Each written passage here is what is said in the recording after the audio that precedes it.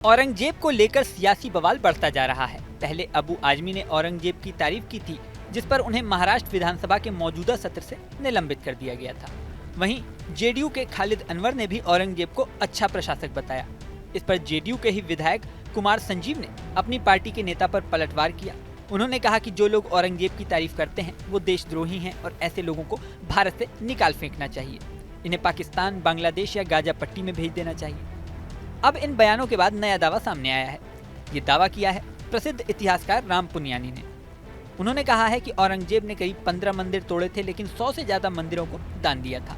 सुनिए उनकी बात। तो मैं आपको बता दूं कि जो रिलायबल स्रोत हैं रिचर्ड ईटन, ऑड्रे ट्रश के, ये सब बताती हैं कि उसने ज़्यादा से ज़्यादा 15 मंदिर तोड़े होंगे।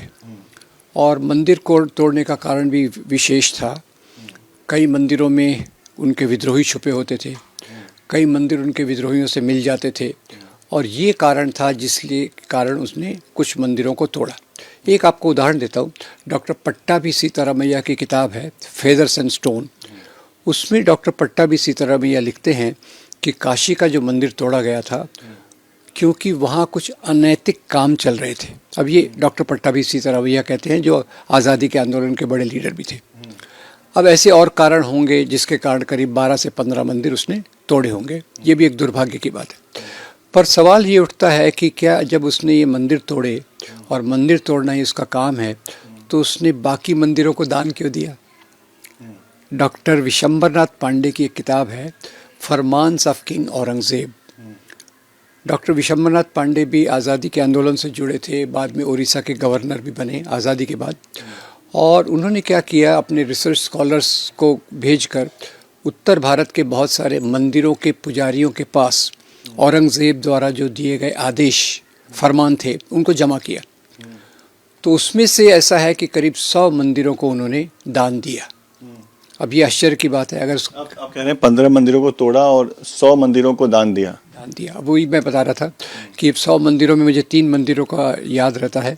एक तो जो आसाम में गुवाहाटी में कामाख्या देवी का मंदिर है, उज्जैन में महाकाल का मंदिर है, और वृंदावन में भगवान कृष्ण का मंदिर है। ये 3 मुझे याद है। बाकी भी ऐसे बहुत सारे मंदिर हैं। कहीं उसने जागीर दिया, कहीं उसने आभूषण दिया, कहीं उसने मंदिर के रख रखाव के लिए, खर्चे के लिए जागीरें दी।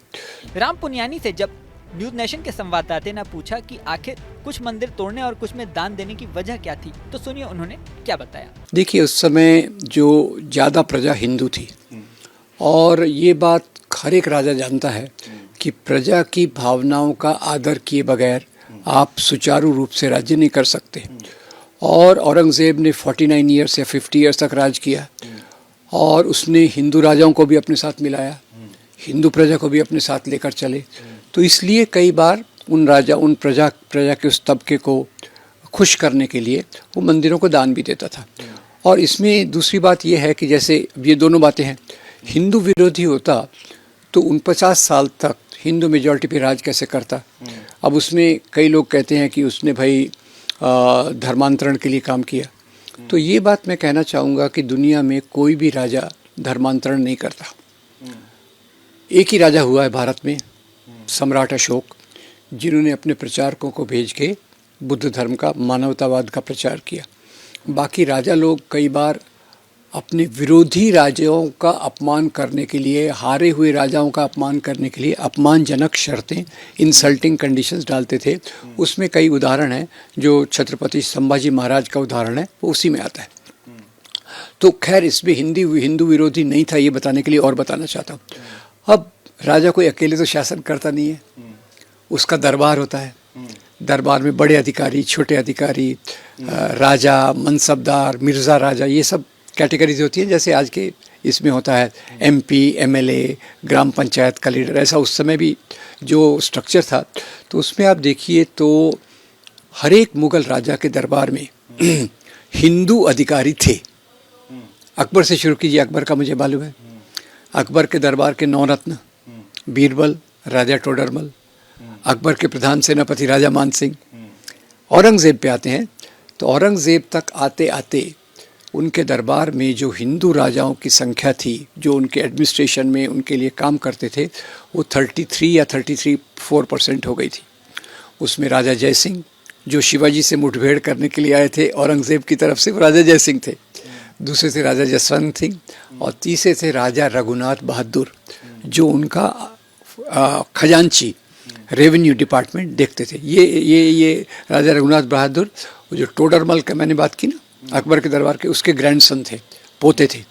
अब राम पुनियानी के बयान के बाद औरंगजेब को लेकर बहस और तेज हो गई है।